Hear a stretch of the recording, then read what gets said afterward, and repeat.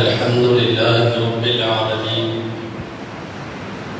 والصلاة والسلام على رسوله خاتم النبيين وعلى آله الطيبين وأصحابه الطاهرين والمؤمنين والمسلمين كلهم أجمعين أما بعد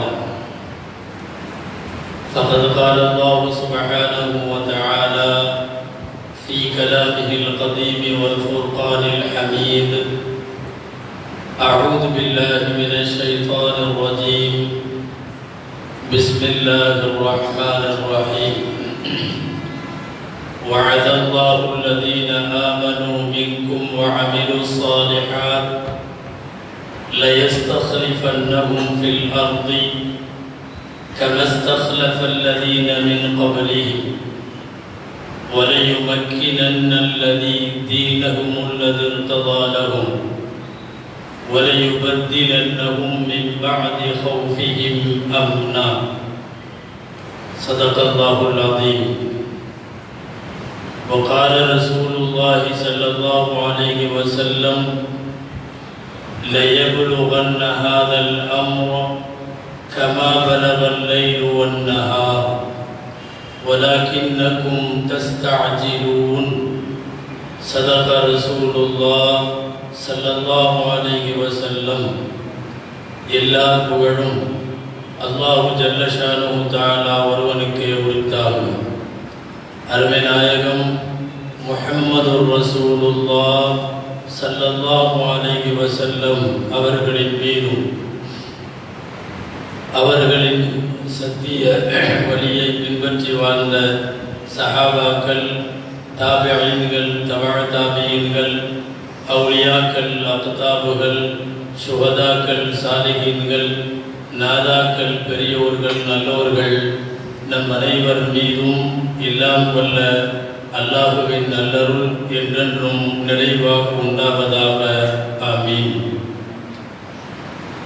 அல்லாஹு ஜல்ல ஷானுஹு தஆலா அவனுடைய சட்டதிட்டங்களை ஏற்று வாழக்கூடிய முஸ்லிம்களுக்கு எல்லா கட்டங்களிலும் அல்லாஹ் உதவி செய்வதாக வாக்களித்திருக்கிறார். அந்த உதவிகள் சற்று கால தாமதமாக வரலாம், ஆனால் வந்தே தீரும். பல்வேறு விதமான தொல்லைகளுக்கு அவர்கள் ஆளாகலாம், ஆனால் கடைசி வெற்றி எப்போதும் அல்லாஹ் முஸ்லிம்களுக்கே வைத்திருக்கிறார். திருக்குர்ஆனில் முஸ்லிம்களுக்கு உதவுவதை, வெற்றியை அவர்களுக்கு தருவதை தனக்குத்தானே எல்லாம் வல்ல அல்லாஹ் கடமையாக்கி கொண்டிருக்கிறார். எனவே பல்வேறு விதமான இன்னல்களை உலகத்தின் பல வட்டங்களில் அனுபவித்தாலும் கடைசி வெற்றி அவர்களுக்குத்தான். திருக்குர்ஆனில் அல்லாஹ்வுடைய வாக்குறுதி ஒன்று, ஒரு வசனத்தில் 3 வாக்குறுதிகள் அல்லாஹ் தருகிறார். வஅதல்லாஹு அல்லதீன ஆமனூ மின்கும் வஅமிலுஸ் ஸாலிஹாத். ஈமான் கொண்டு நல்லமல் புரியும் அந்த முஸ்லிம்களுக்கு இறைவன் வாக்களிக்கிறான். என்ன வாக்குறுதி? லயஸ்தக்லிஃபன்னஹும் ஃபில் அர்தி கமா ஸ்தக்லஃபல்லதீன மின் கப்லி. இதற்கு முன்னால் பூமிக்கு பிரதிநிதிகளாக முஸ்லிம்களை ஆக்கியது போல் ஒரு காலம் வரும், முஸ்லிம்கள் பிரதிநிதிகளாக ஆகுவார்கள், பூமியின் பிரதிநிதிகளாக ஆகுவார்கள். இரண்டாவது வாக்குறுதி வலையுமக்கினன்ன லஹும் தீனஹும் அல்லதீ இர்ததா லஹும். அவர்கள் பொருந்திக் கொண்ட அவர்களுடைய தீனை, மார்க்கத்திற்கு அல்லாஹ் நிச்சயம் இடம் தருவான்.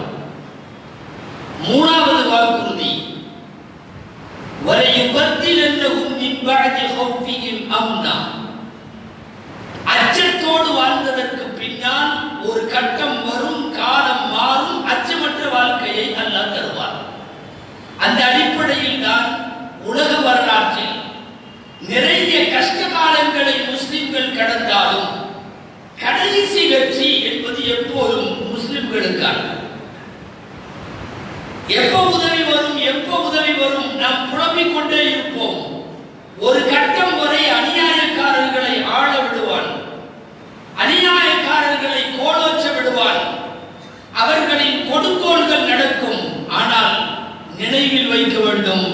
கடைசி வெற்றி அல்லாஹ் முஸ்லிம்களுக்கு தான் தருவார்.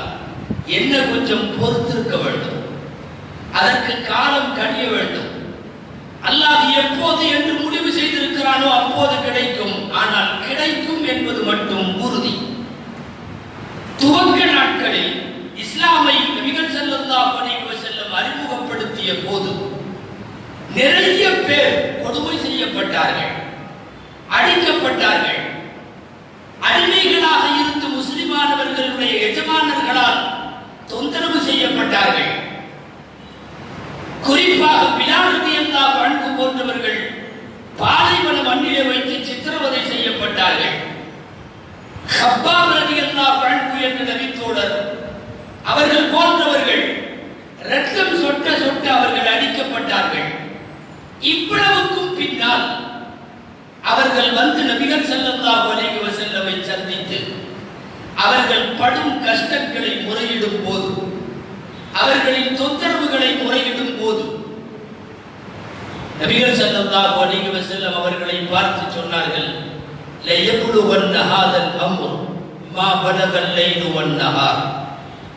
இரவும் பகலும் போன இடமெல்லாம், இரவும் பகலும் உலகத்தில் எங்கெல்லாம் இருக்கிறதோ அங்கெல்லாம் இந்த மார்க்கம் போகும், இந்த மார்க்கம் வளரும். இன்றைக்கு இதில் உறுப்பினர்கள் 25 பேர் மட்டும். கொஞ்சம் பொறுத்திருங்கள். இந்த மார்க்கம் சூரியன் போகிற இடமெல்லாம், சந்திரன் போகிற இடமெல்லாம் இந்த மார்க்கம் போகும். வலக்கின்னக்கும் தஸ்தஅஜிலூன், நீங்கள் அவசரப்படுகிறீர்கள் என்றார்கள் நபி ஸல்லல்லாஹு அலைஹி வஸல்லம். அன்றைக்கு அந்த பேச்சை கேட்டபோது யாருக்கு புரிந்ததோ இல்லையோ, அடுத்த ஒரு 10-15 வருஷத்தில் புரிந்தது. இரவு பகல் தோன்றுகிற எல்லா இடமும், சூரியன் சந்திரன் போன எல்லா இடமும் இஸ்லாம் போய்விட்டது. எனவே இஸ்லாமை பொறுத்தவரை கடைசி வெற்றி முஸ்லிம்களுக்கு உண்டு. எப்போதும் இடைக்காலத்திலே வில்லன்கள் ஆட்டம் போடலாம். எப்போதுமே வில்லன்கள் ஆட்டம் போட்டுக் கொண்டே இருந்தாலும் கடைசி கட்டத்தில் கதாநாயகன் ஜெயித்து விடுவார். இஸ்லாம் அந்த அடிப்படையில் தான் எல்லா காலத்திலேயும் அநியாயக்காரர்கள் நிறைய செய்திருக்கிறார்கள். ஆனால் அந்த அநியாயம், அந்த கொட்டங்கள் எல்லாம் ஒரு கட்டத்திலே முடிவுக்கு வந்துவிட்டதை பார்க்கிறோம். நபிகள் ஸல்லல்லாஹு அலைஹி வஸல்லம் அதைத்தான் குறிப்பாக உணர்த்தினார். உலகத்தின் எத்தனை வரலாறு குர்ஆனில் இருக்கிறது. நாம் நன்றாக ஒரு விஷயம் புரிய வேண்டும். பொதுவாக எந்த நபிமார்களும் வந்தவர்கள் சொகுசாக பிரச்சாரம் செய்துவிட்டு அவங்க போகல. எல்லா நபிக்கும் எதிரி இருந்தார்கள். எதிரி இல்லாத ஒரு நபி இல்லை. நீங்க வாங்க, நீங்க நபி, நீங்க சொல்லுங்க, நாங்க கேட்கிறோம், கட்டுப்படுறோம், நீங்க சொல்றதுக்கு ஈமான் கொள்றோம் என்று ஒரு நபியை கூட உடனடியாக ஏற்றுக்கொண்டவர்கள் உலகத்திலே யாரும் இல்லை. அல்லாஹ் குர்ஆனில் சொல்லுகிறார், وَكَذَلِكَ جَعَلْنَا لِكُلِّ نَبِيٍّ عَدُوًّا, ஒவ்வொரு நபிக்கும் நாம் விரோதியை உண்டாக்கி இருந்தோம். உலகத்தில் விரோதிகள் இருந்தார்கள். வந்து சொன்ன போது யாரும் ஏற்கவில்லை.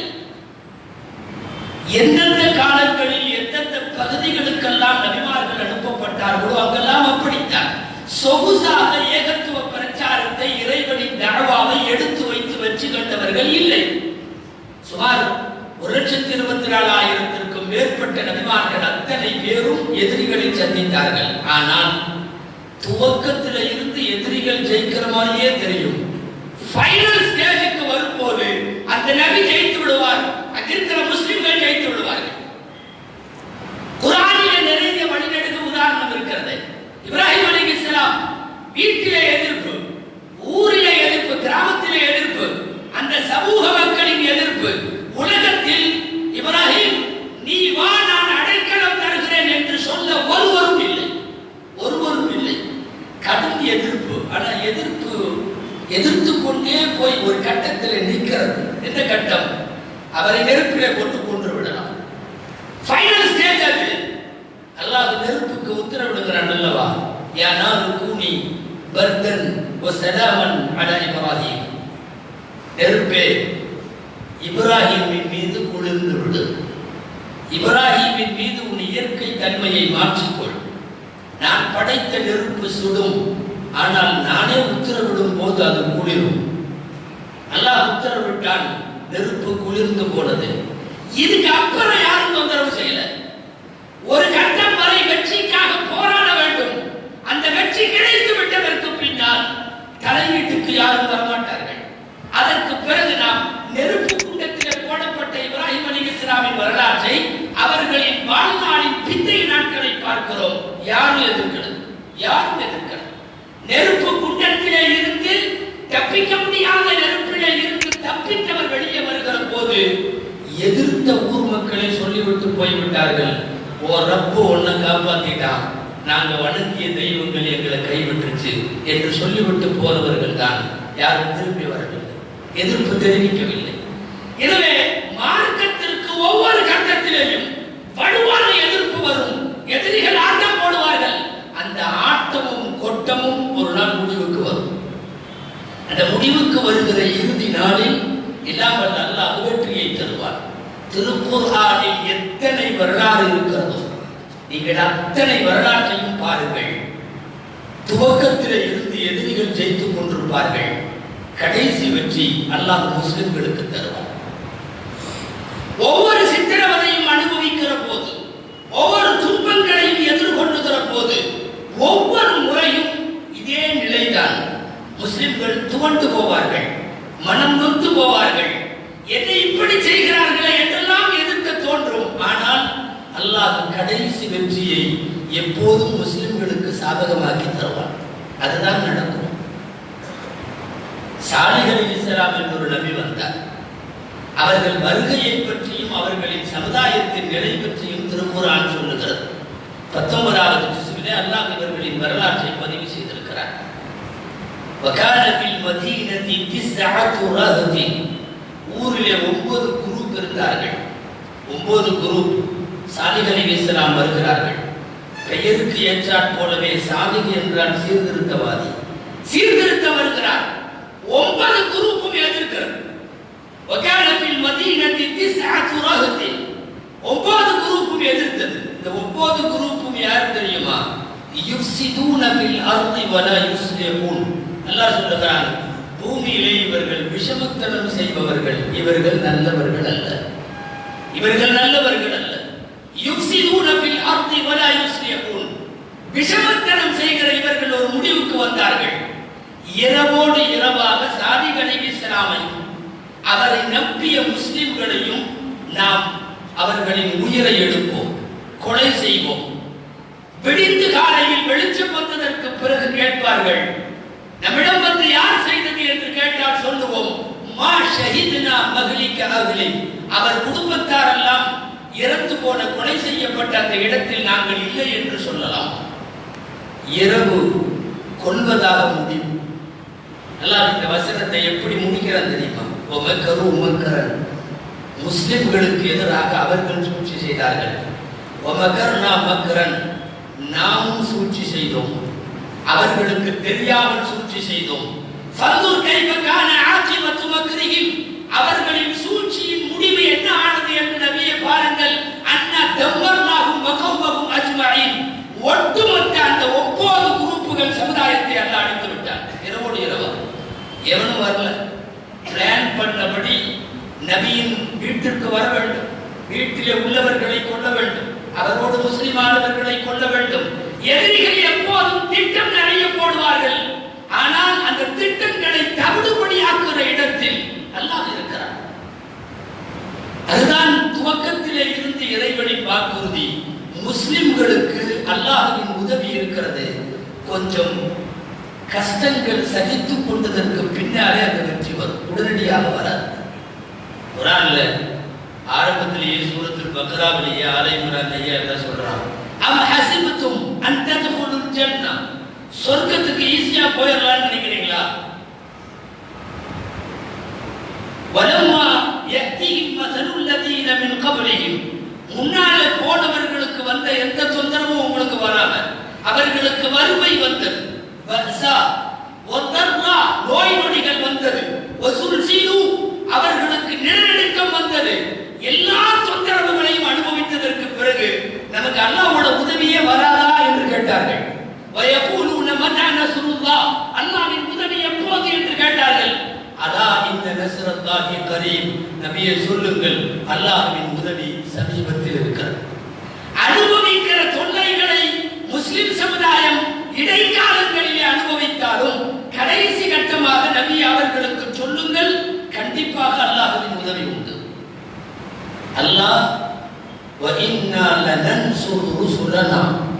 நம்முடைய தூதர்களுக்கு, நம் கொள்கையை ஏற்றவர்களுக்கு, இஸ்லாமிய மக்களுக்கான உதவியை அல்லாஹ் வாக்குறுதி அளித்திருக்கிறார்.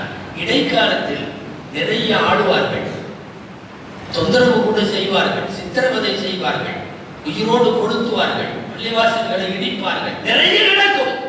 ஆனால் இந்த கொடுமைகள் எல்லாம் எதுவும் நிரந்தரம் கிடையாது. கடைசி வெற்றி அல்லாஹ்வுடையது. உலகத்தில் எதிரிகளை சந்தித்ததில் நபிகள் நாயகம் ஸல்லல்லாஹு அலைஹி வஸல்லம் விட எதிரிகளை சந்தித்தவர்கள் யாரும் இல்லை. 5 முனைகளிலே பெருமானாருக்கு எதிரிகள் இருந்தார்கள். யூதர்களிலே பெரிய பெரிய வியூகம் வகுக்கிற எதிரிகள், கூட இருந்து குடிபறிக்கிற நசராக்களில் நிறைய எதிரிகள், மஜூசிகள் என்கிற நெருப்பை வணங்கக்கூடிய எதிரிகள், எல்லாம் தனித்தனியாக இரவு பகலாக இந்த சிறுபான்மை சமுதாயத்தை ஒழிப்பதற்கு கட்டடம் கட்டிக் கொண்டு திட்டம் தீட்டுகிற எதிரிகள். மஜூசிகள் போக நாளாவது சிலை வணக்கமுடைய முஷ்ரிக்கீன்கள் என்று சொல்லக்கூடிய எதிரிகள். 4 எதிரிகளையும் விட ஆபத்தான ஒரு பெரிய எதிரிகள் முனாஃபிக்குகள், கூடவே முஸ்லிம்களை போல இருப்பவர்கள். மற்ற எதிரிகளை அடையாளம் காணலாம். அவன் ஆலயத்திற்கு செல்லுகிறான், அவன் சிலை வணக்கத்திற்கு செல்லுகிறான், அவன் நெருப்பை வணங்குகிறான். இந்த எதிரியை அடையாளம் காண்பது கஷ்டம். இவன் கூடவே தொழுகிறான், கூடவே தொழுகிறான், ரசூலுக்கு பின்னாலே நின்று தொழுகிறான், ஆனால் ரசூலுக்கு எதிராக செயல்படுகிறான். இவர்களுக்கு முனாஃபிக்குகள் என்று பெயர். எல்லா காலத்திலும் முனாஃபிக்குகள் இருப்பார்கள். பெருமானார் ஸல்லல்லாஹு அலைஹி வஸல்லம் காலத்திலே இருந்து கியாமத் வரைக்கும் முனாஃபிக்குகள் அல்லாஹ் குர்ஆன்ல ஒரு இடத்துல சொல்லுவான், வஆஹரீன மின் தூனிஹிம், இவங்க அல்லாம இன்னும் சில எதிரிகள் இருக்கிறாங்க. லா தஅலமூனஹும் அல்லாஹு யஅலமுஹும், நபியே உங்களை அவங்களுக்கு தெரியாது, அல்லாஹ் நன்கு தெரிவான். உங்கள் கூடவே இருக்கிற எதிரிகள் அல்லாஹு யஅலமு. இப்ப 5 முனையான இந்த தாக்குதல்கள் பெருமானாருக்கு அவர்கள் இஸ்லாத்தினுடைய பிரச்சாரத்தை முன்னெடுத்த போது சந்தித்த இவ்வளவு பெரிய எதிர்ப்புக்கும் கடைசி வெற்றின்னு பார்த்தீங்கன்னா நாயகம் ஸல்லல்லாஹு அலைஹி வஸல்லம். பொதுவாக அன்றைக்கு இருந்த அரபுகளில் சரி இன்றைக்கும் சரி ஒரு பழக்கம் இருக்கிறது. யாராவது ஒருவன் நல்லவனாக இருக்கிறான், பாராட்டுவார்கள், பயங்கரமாக பாராட்டுவார்கள். அவனே உங்களை திருத்த வருகிறான், கேட்க மாட்டார்கள். 40 வயதுக்கு முன்னாலே பெருமானாருக்கு நல்ல பட்டம் கொடுத்தவர்கள் அவர்கள்.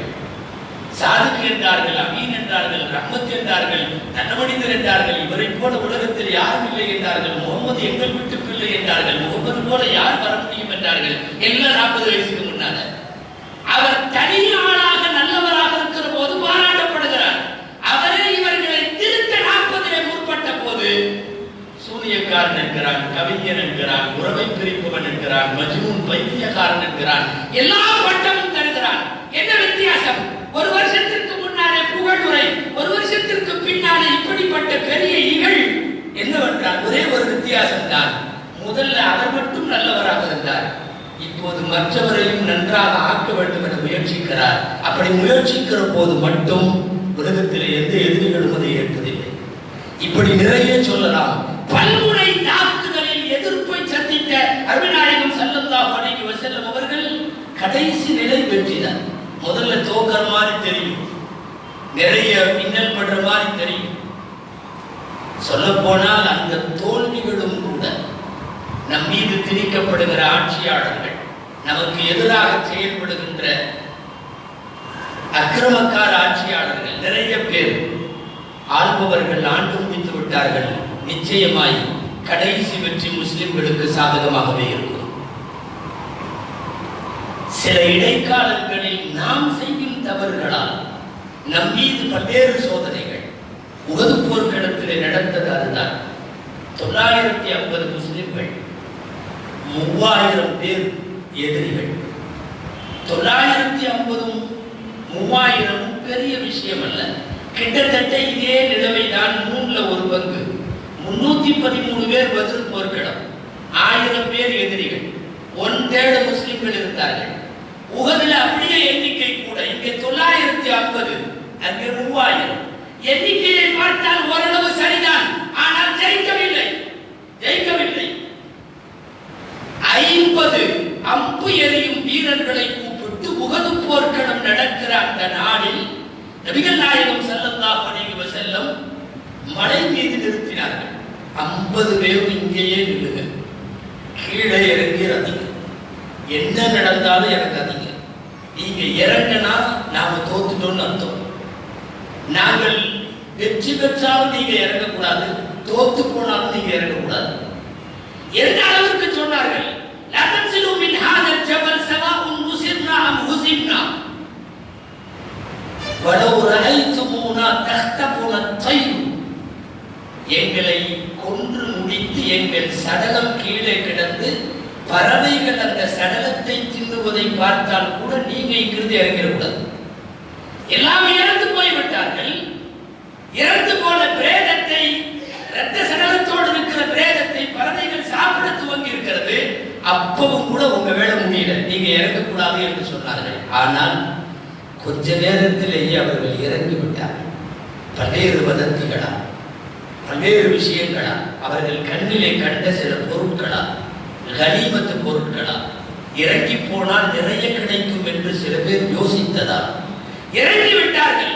ஒட்டுமொத்தமாக பெரிய தோல்வி. 70 மிகப்பெரிய சஹாபாக்கள் ஷஹீதாக்கப்படுகிறார்கள். பெருமானார் ஸல்லல்லாஹு அலைஹி வஸல்லம் சிறிய தந்தை ஹம்ஸா ரலியல்லாஹு அன்ஹு உட்பட. இதற்கு முன் எப்போதும் இஸ்லாம் அடிவாங்காத அளவுக்கு உஹதிலே அடிபடுகிறது. இதையெல்லாம் சொல்லிட்டு அல்லாஹ் சொல்றான், இந்த பெரிய தோல்வி ஏன் தெரியும்? குல்லு ஹுவ மின் இன்தி அன்ஃபுசிக்கும்.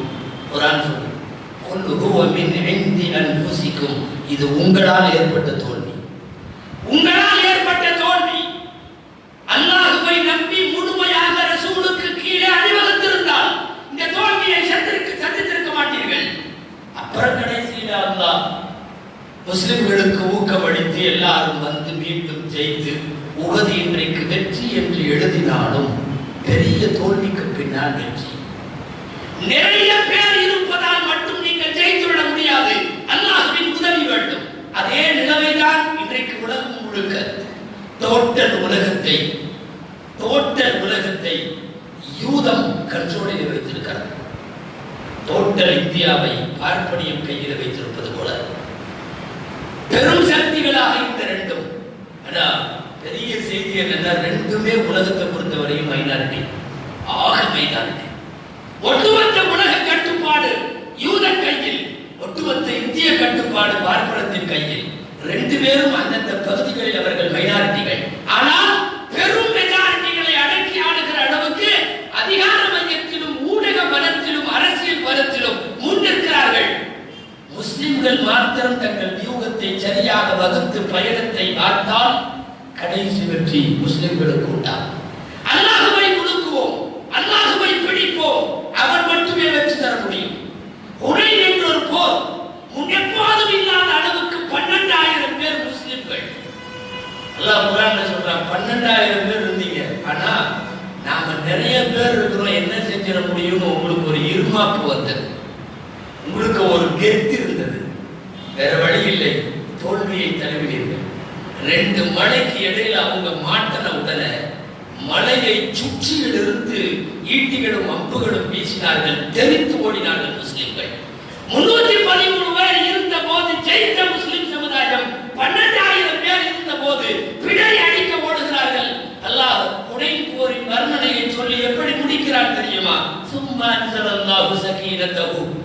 இந்த ஓடலுக்கு பின்னாடி மீண்டும் அல்லாஹ் உங்கள் உள்ளங்களில் அமைதியை இறக்கி நீங்கள் காண முடியாத படையை இறக்கினார். மலக்குகள் வந்தார்கள், கடைசியில் ஜெயித்தார்கள். இடைக்காலத்திலே உஹதிலே தோற்றோம், ஆனால் இறுதி வெற்றி முஸ்லிம்களுக்கு. இடைக்காலத்தில் ஹுனைனிலே தோற்றோம், ஆனால் இறுதி வெற்றி முஸ்லிம்களுக்கு. நாம கம்மியா இருந்த போதெல்லாம் ஜெயிச்சோம், காரணம் உதவி செய்பவன் அல்லாஹ். பத்ரில 313, எதிரிலே 1000. கந்தக்குடைய போரில் 3000 முஸ்லிம்கள், எதிரிலே 10,000. ஆக கம்மியாக இருந்த நேரங்களில் எல்லாம் ஜெயித்திருக்கிறோம். ஒன்றே ஒன்று, அல்லாஹ்வின் அந்த வாக்குறுதி. அவனை பிடித்து உடுக்கி எந்த காலத்திலேயும் முஸ்லிம்களுக்கு நீ உதவி செய்வதாக வாக்களித்திருக்கிறாய், நீ உதவியை தர வேண்டும் என்று கேட்க வேண்டிய பொறுப்பு நமக்கு உண்டு. இன்றைக்கு இந்த நாடு மட்டுமல்ல, எந்த நாட்டிலும் கொடுமைகளை அனுபவித்துக் கொண்டிருக்கிற முஸ்லிம்களுக்கான ஆறுதல் செய்திகள் குர்ஆனிலே நிறைய உண்டு. நீங்க எல்லா நபிமார்களுடைய வரலாறுகளையும் குர்ஆனிலே வரிசைப்படுத்தி பார்த்தால் அத்தனை வரலாறுகளிலும் இந்த செய்தி இருக்கும். இடைக்காலத்தில் துன்பம் அனுபவிப்பார்கள், கடைசி வெற்றி முஸ்லிம்களுக்கு தான். ஒரு 5 ஆண்டு காலம் இந்தியாவிலே முஸ்லிம்கள் அனுபவித்தது போல முஸ்லிம்கள் 5 ஆண்டு காலம் அவர்கள் நிறைய தங்கள் உடைமைகளை, உரிமைகளை, தங்களின் சட்ட ரீதியான வாழ்வை, தங்களின் சமய ரீதியான சுதந்திர வாழ்வை எல்லாம் இந்த நாட்டிலே இழந்திருந்தது போல ஒரு கட்டத்திற்கு மேல் அல்லாஹ் அவர்களை வைக்க மாட்டார். ஒரு குறிப்பிட்ட தூரம் தான் கொடுங்கோலாட்சி. அது எவ்வளவு பெரிய பிராவுன்களாக இருந்தாலும், நம்ரூதுகளாக இருந்தாலும், எவ்வளவு பெரிய மக்களை அழிவுக்குள்ளாக்கக்கூடிய ஆட்சியாளர்களாக இருந்தாலும் ஒரு கட்டம் வரும். அந்த நேரத்தில் அல்லாஹ் முஸ்லிம்களுக்கு தன் உறுதியை தருவான். சூரா அத்-தாரிக் அல்லாஹ் சொல்லுகிறார், எல்லா காபிர்களுக்கும் முஸ்லிம்களை அடக்குமுறையாக வைத்திருக்கிற அத்தனை பேருக்கும் அந்த ஆயத்து பொருந்தும். இன்னஹும் யகீதுன கைதன் வ அகீது கைதா. அவர்களும் சூழ்ச்சி செய்கிறார்கள், நானும் செய்கிறேன். யாருடைய சூழ்ச்சி ஜெயிக்கிறது என்று பார்த்து விடுவோம். அவர்களும் சூழ்ச்சி செய்கிறார்கள், அல்லாஹ் சூழ்ச்சி செய்கிறான். ஆனா வல்லாஹு கைருல் மாக்கிரீன்.